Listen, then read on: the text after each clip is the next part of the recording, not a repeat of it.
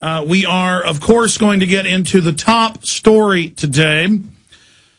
In plain view, as if it's no big deal, DetroitNews.com, the Detroit Free Press, their TV stations, all of them, I have stacks of the articles here, just report calmly, okay, it was a U.S. government agent that was the smart-dressed man that led Umar Farouk al-Matab, or the underwear bomber, on to the aircraft in Amsterdam.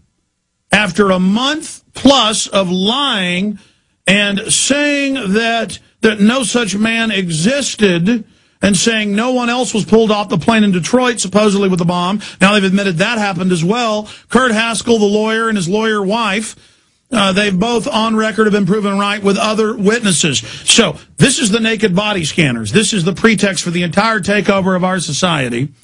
New wars being launched in Yemen.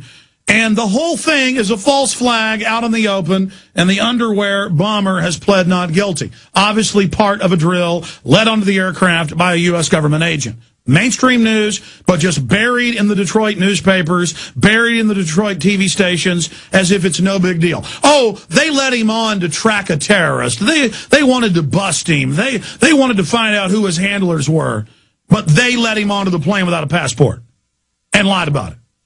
I told you, ladies and gentlemen, it's always the same M.O. But now it's a month and 5-6 days later since the underwear Christmas Day bombing, and so now it's just a minor footnote in history. ABC News is also quietly reporting in the bottom of an article that we got into Friday with Kurt Haskell that, oh, yes, indeed, there was a smart-dressed man who helped him get on the plane. Now it comes out, government agent. Those stories are up on Infowars.com. And then we're going to get into states to lead carbon markets as federal plan stalls and how that ties in to the banker takeover of all of society. We'll recap this, get into the top stories straight ahead on the other side of this quick break. I'm Alex Jones, Infowars.com.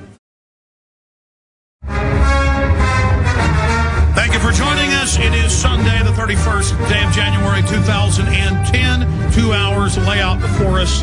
Absolutely jam-packed with vital information. Let me go over again some of the top stories we're going to be breaking down. First off, UN agency calls for global cyber warfare treaty, a driver's license for web users to be able to access the web. This is from the French news agency. Another story here out of the Raw story. UN agency calls for global cyber warfare treaty, driver's license for web users. They openly announce here what I learned of 8 years ago from open UN meetings they were having, along with Microsoft, Google, Yahoo, and others at Internet 2 symposiums. They are going to incrementally, starting in the next year or so, begin shutting down the old Internet and forcing you onto the new Internet, where everything's registered and controlled and tracked, and where government decides if you get a website or allowed to post. And that is what the UN said at Davos yesterday. They have, again, multiple quotes from the UN. He also called for a driver's license for Internet users to register you. If you want to drive a car, you have to have a license to say that you are capable of driving a car. The car has to pass a test to say it's fit to drive, and you have insurance. Now notice India is trying this. China's already done this. Australia's implementing. 2 weeks ago, Italy said you've got to register and have a license to be on the web or even be able to send email. That's now being enforced. Chinese-style net censorship is coming to the United States and England and Canada.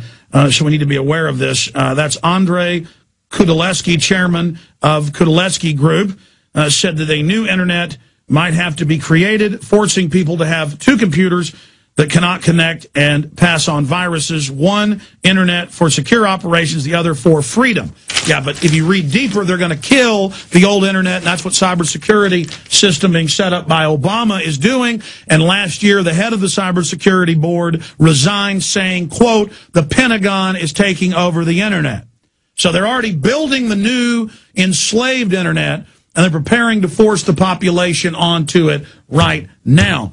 Also, the banks are saying they want a global tax administered by them but they're selling it as if it's going to restrict the banks from the type of piratical, corrupt, looting operations we saw in 2008, 2009, with $28 trillion stolen.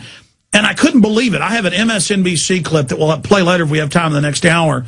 We posted it up on Infowars.com and PrisonPlanet.com, where the MSNBC host openly sounds like Alex Jones or Ron Paul, says that the banks have stolen $23.7 trillion. That's a 5-month-old number. They're still using old numbers. It's 28+ trill. $23.7 trill. Congress has admitted that, and they quote it.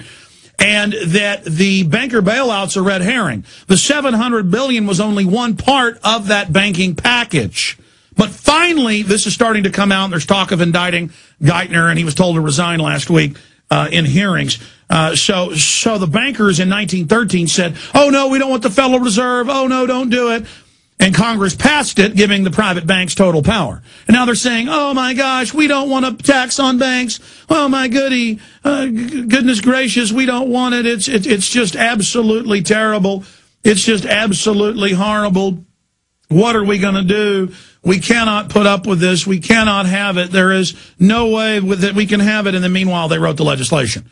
And then now they're saying, okay, we'll accept it. Giving them a handful of private banks, control over all insurance companies, banks, money transfers, global Tobin taxes, total control. That's the type of manipulation that these people engage in on a daily basis. So we're going to be breaking that down as well. There's another story here out of AlterNet. Overall, a pretty favorable, honest article. I was interviewed for it. Jesse Ventura takes the soaring interest in conspiracy theory to TV, and viewers are flocking to it. Talks about the record ratings. Word is the show's going to get picked back up, and I'm going to be an even bigger part of it. I'm very excited, but that's not a done deal yet. But the point is the article admits conspiracy theory is taking over media. No, it's not. That's a term the establishment uses to demonize any alternative thought other than the orthodoxy of there are WMDs in Iraq, Barack Obama doesn't want your guns, the bankers love you, there's no mercury in the flu shot, which is, they admit there's mercury in it. Again, lies from the government and big corporations are acceptable. Anything that questions them is called a conspiracy theory. What's happening is the establishment is losing control of the minds of the people. So we'll be talking about that as well. But first off, ladies and gentlemen, first off, every few weeks there's a story that's so big, so important, so huge, so amazing that I don't even feel like I am worthy to even bring you the information. That words cannot describe how incredible it is.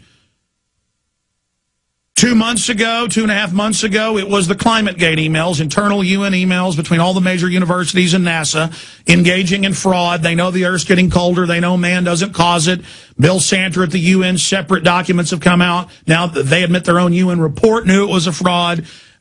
Literally more than 20. I mean, earlier this week it was more than 20.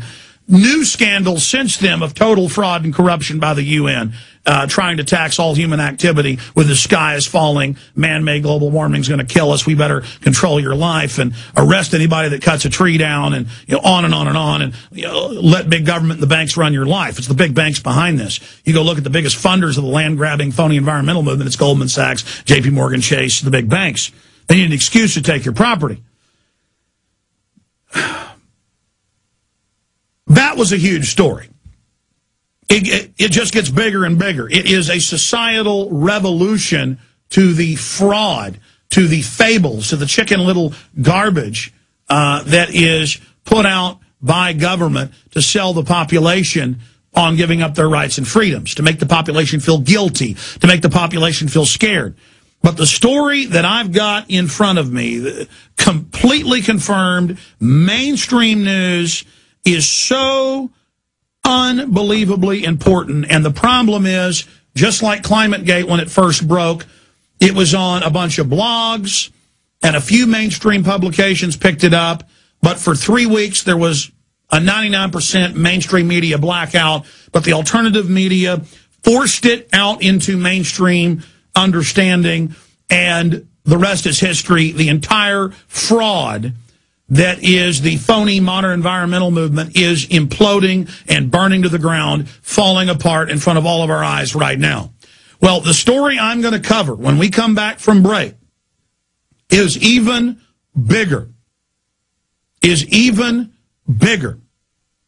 than ClimateGate, potentially, if we can somehow educate the sheeple, demand grand jury investigations, and force this out into the open.